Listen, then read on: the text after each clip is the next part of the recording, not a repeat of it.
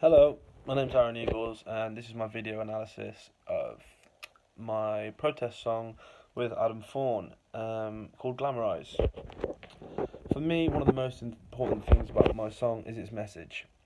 The song is in protest of the glamorization of drug abuse in the music and media industry, and I believe this is an issue that more people should be aware of, as it is a serious problem. You can tell this is a protest song almost immediately, as the lyrics of the chorus and verses are direct towards the problem at hand. I believe the contrast between me and Adam is artist, with Adam being a guitar playing, singer-songwriter, and myself being a producer rapper. It was pleasant to see that our difference in styles ended up complementing each other when producing the song. Adam made the backing track and wrote the chorus, whilst I wrote the two verses. We both came together when deciding the arrangement of the song. I specifically like how the guitar assisted to soften the blow of the hard-hitting rap lyrics. Even though the tempo is relatively fast, it still sounds soft to me, as I would normally produce a deep and dark 808 bass hip hop instrumental for a song with the content as serious as this one. Another attribute of the song is how Adam's chorus takes what I would consider to be a song that you would listen closely and really embrace the message. He takes it and makes the song singable and melodic. What Adam does really well is using the natural power of his voice. He adds that to the sharp lyrics to create a chorus with an intense origin and delivery. He also made the decision to use the guitar solo used in the introduction of the song and bring it into the beginning of the second verse. This is where I adjusted my tone of voice and made the lyrics more intricate and technical to complement the softer introduction of the second verse. Personally, I would say the most memorable part of the song is my lyric in the first verse. Drug abuse is glamorized, but trust me, it can kill you. I nearly lost my dad to it, and brother, that's the real truth. This for me is memorable because I'm being honest, and I'm confiding in the audience. Almost, I'm asking them to listen to what I'm saying, and I'm sharing a real life experience that has happened in my life.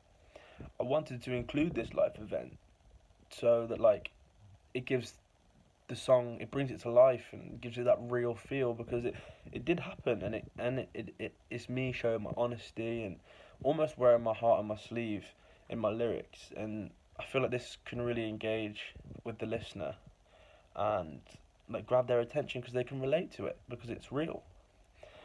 Another memorable section of the song is in the repetition of the chorus. You might not end up dead is repeated about 2 to 3 times at the end of each chorus.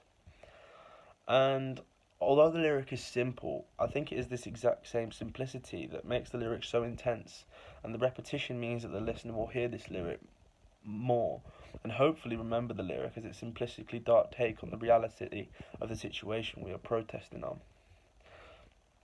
What makes our song so unique is that not only is it uncommon to see a rapper and guitarist collaborating, but the context of the song is original and real, and it makes it relatable. Only using the guitar and our vocals give this song a minimalistic style. We did this because we didn't want too many sounds in our song taken away from the lyrics.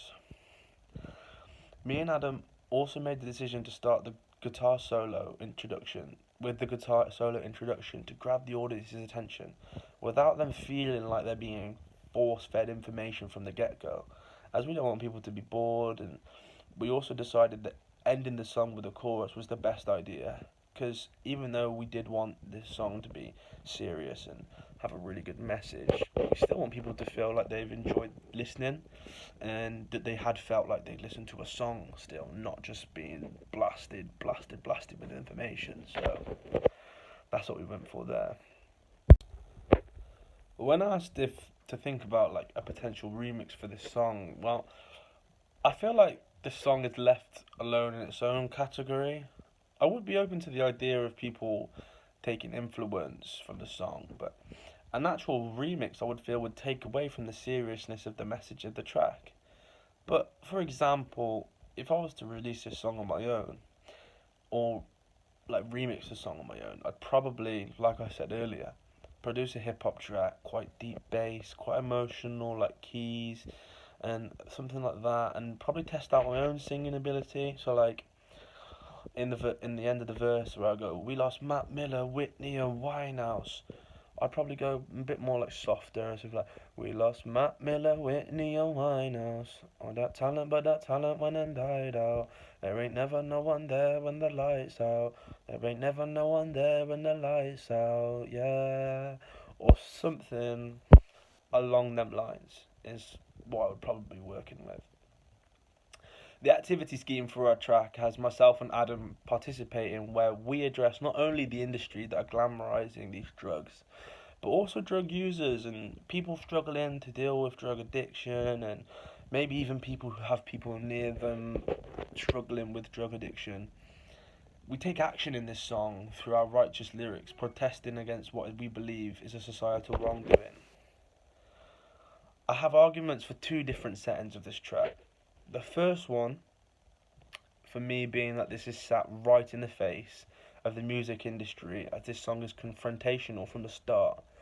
But you could also argue that has elements of a personal and in-house setting, as it could affect a listener on a really relatable scale and kind of hit home, and yeah, could really get within the four walls of someone's home and be like, oh, well, like, because it's real, and yeah, that's kind of what we're working with.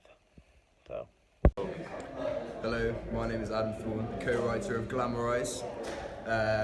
For the song, I contributed by writing the instrumental, the guitar part, and then writing the chorus and the melodic line, which I sang.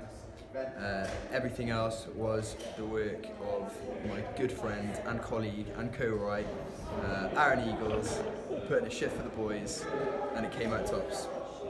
Thank you.